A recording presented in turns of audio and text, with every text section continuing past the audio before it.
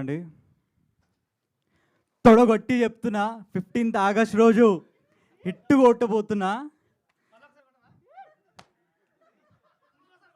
ఇంకా చాలు సార్, మరి మళ్ళీ బాణాలకి వైరల్ అయిపోతుంది.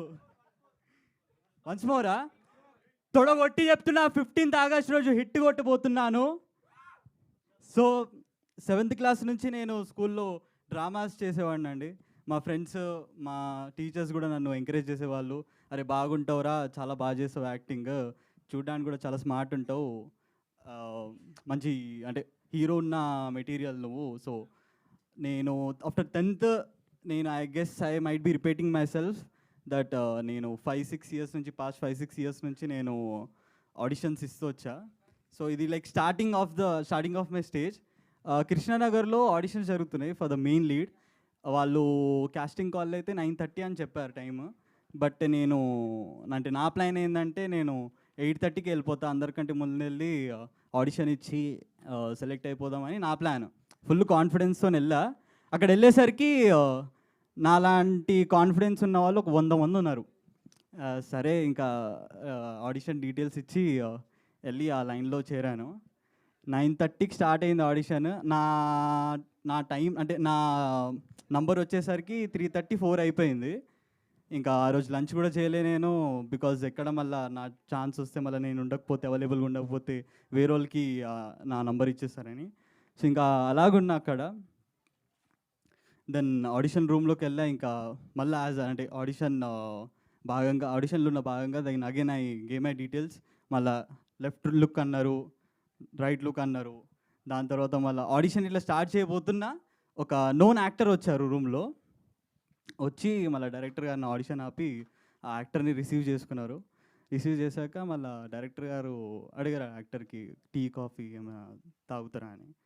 సో ఆ యాక్టర్ ఏమో కాఫీ తెప్పొచ్చిండు అన్నాడు.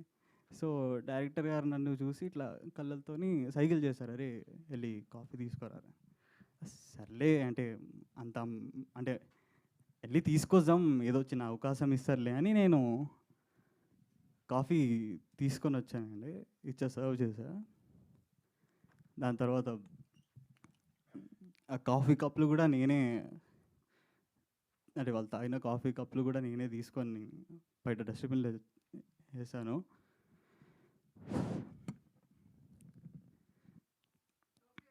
అంటే ఆ అవకాశం కూడా నాకు రాలే అన్న.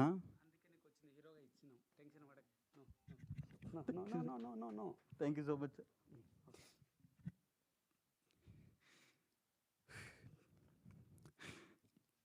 నా అభిమాని సార్, నువ్వు కాపీ కప్పులు కదరా, మేము బాత్రూమ్కి అయినాం. హీరో డైరెక్టరు ఇట్లా మోపోతాడు.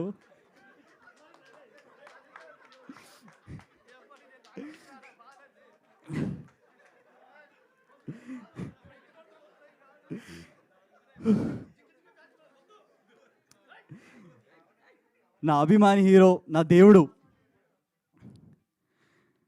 చిరంజీవి గారిని గుర్తుపెట్టుకొని నా గుండెలు పెట్టుకొని ఇలాంటి బాధలు ఎన్నో భరించానండి. చిరంజీవి గారికి కూడా ఎన్నో బాధలు వచ్చాయి, అడ్డొచ్చాయి. అప్పుడు వాళ్ళు మెగాస్టార్ అయ్యారు. అని అందరికి ఒకటే చెప్తున్నా, చిరంజీవి గారిలాగా కలమ్మ తల్లికి నేను కిరీటాన్ని కావాలని అనుకోవట్లేదు. Kalamma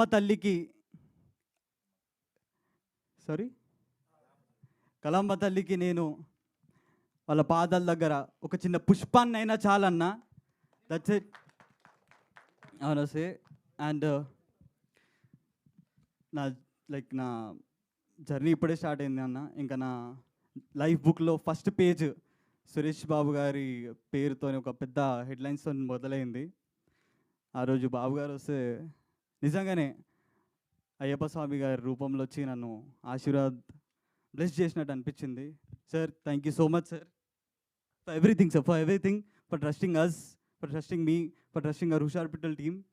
so thank you so much అందరికీ. ఇంకా నన్ను నమ్మి మా డైరెక్టర్ గారు, ప్రొడ్యూసర్ గారు ఒక అద్భుతమైన పాత్ర ఇచ్చారు.